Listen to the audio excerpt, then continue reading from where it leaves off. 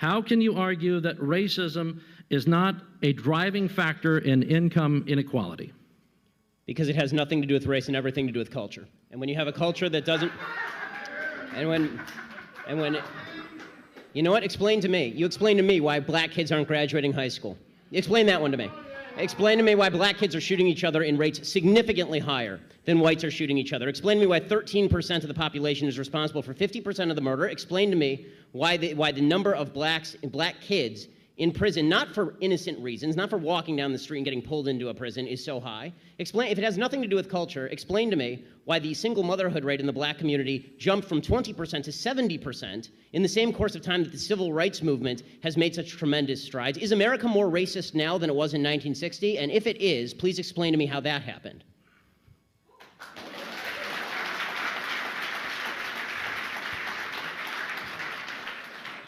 Anybody can jump in. It's an open mic there.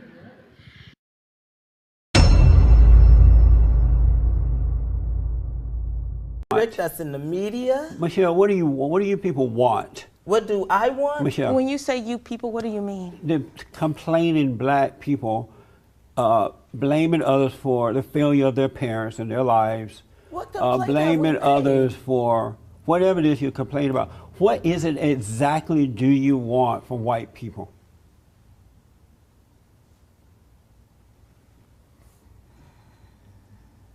First of all, just let me take a breath.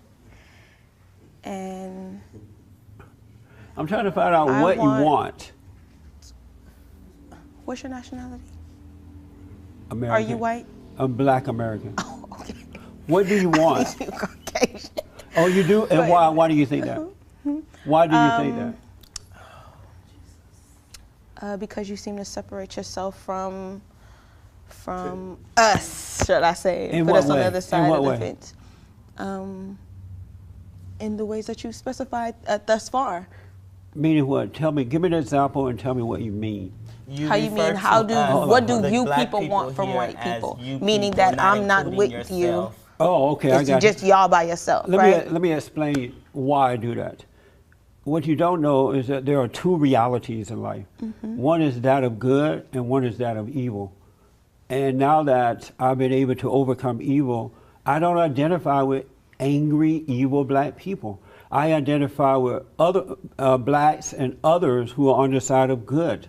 And so that's why I say you people, because I have to divide myself or separate myself from evil and go along with good. So that's why I do that. What is it that makes us evil? I'm sorry, your anger, your blaming others for your problems, your lack of love and respect for yourself and others. Okay.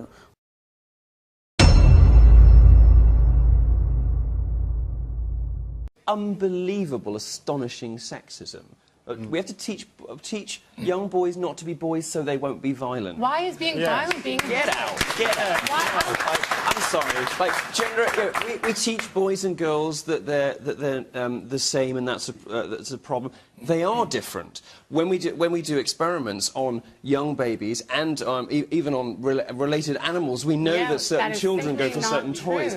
Boys and girls are different. To give you some context for all of this. You have to understand a little bit about the history of feminism. There have been two main strands. And here is our local expert. Well, of course, because of course men aren't allowed to speak about anything that isn't to do with no, the men, things except that you've no one's already really said. interested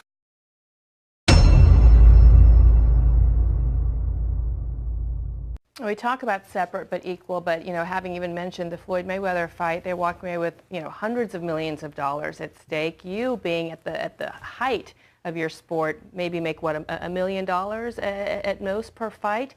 Does that anger you, and what can we do to change that? I don't like to talk about exactly how much money I make, but I'm extremely comfortable and happy. You are? Yes. Okay, so... And, you know, if I got to a point where I had almost 50 fights, I would probably be making close to the same amount of money that Floyd does.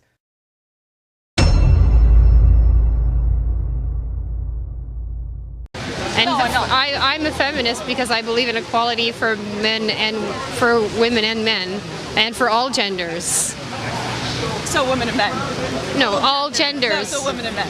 There's women. There are two genders biologically. I'm sorry. There isn't. There's you're not now you're totally excluding, you know, transgender, non-binary, gender fluid people, and these. I mean, you can live in your unicorn world. I'm going to assume that you're a cisgender straight woman because you obviously that's really true. and that you probably haven't ever been raped. Either. I actually identify as an attack helicopter, so it's really offensive. You sound like you're speaking from a very privileged point of view here. Very privileged. Yes. I would like you to use my pronouns if you could. They're I, me, and my. So now you're mocking the LGBTQ community now. I have lots of LGBTQ friends, and they don't get professionally offended at everything. Just because you have LGBTQ friends doesn't mean that you're not homophobic or biphobic or transphobic. That's like me saying, oh, I have black friends, so I'm not racist. My LGBTQ friends are usually male and female and not some unicorn gender that's been made up. That's so hateful. You're just like erasing, construct. Gender is a social construct, right? And I don't have boobs. That's just a social construct. Oh, and penises don't exist, right? I have no idea what you're talking about. There's male and there's female. There are two biological genders. Science exists. I'm sorry to tell you all that science exists, but it does.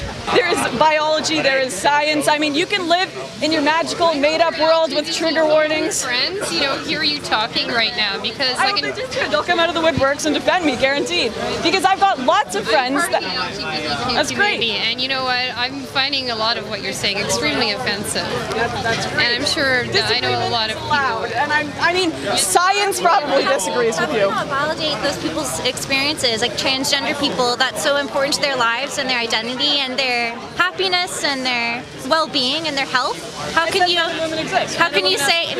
deny the existence of these people's identities and their need to have that well-being? They can do whatever they want. That doesn't mean science or myself have to agree with you believing you are agender, you believing you're a demigirl or some non-existent gender that's been made up. It's just non-existent. It's incredibly important to them. You know what else is important? Science, facts, and biology. Those are also very important to the advancement of the human race, to treating people's diseases, to reproduction.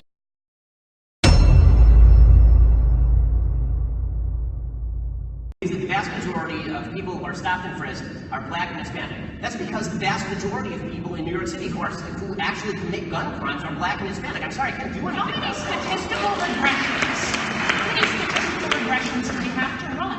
That's not true. Look, yes, that is 96% of all gun assailants in January to June 2008. 95% of all gun assailants in the city of New York are black or Hispanic. Guys, again, how many regressions do we have to run?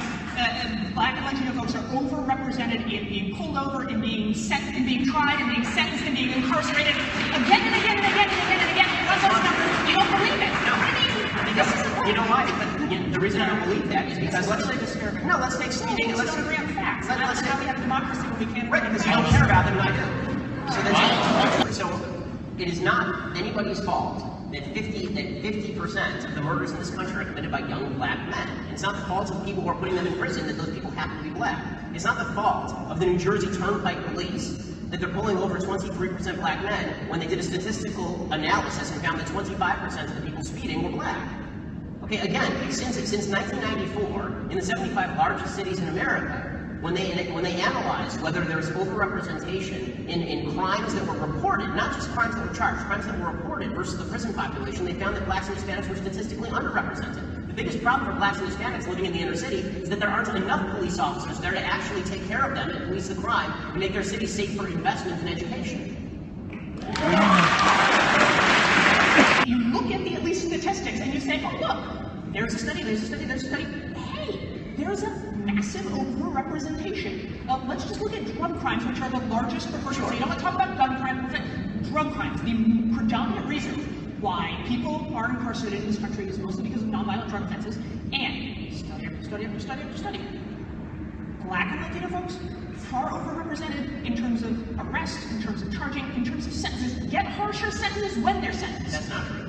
And when it comes to college admissions, for example, there are more women than men going to college. That's correct. When it comes to graduate schools, there are more women than men going to graduate schools. Yes. Okay, when it comes to jail, which you just cited, the vast, well over 90% of the people in jail are men. Is that because the system is sexist against men? I'm arguing that the jailing system is now sexist against men because there are more men than women in prison? That's really your argument. No, it does happen to also be the case that more men commit crimes. More men commit crimes.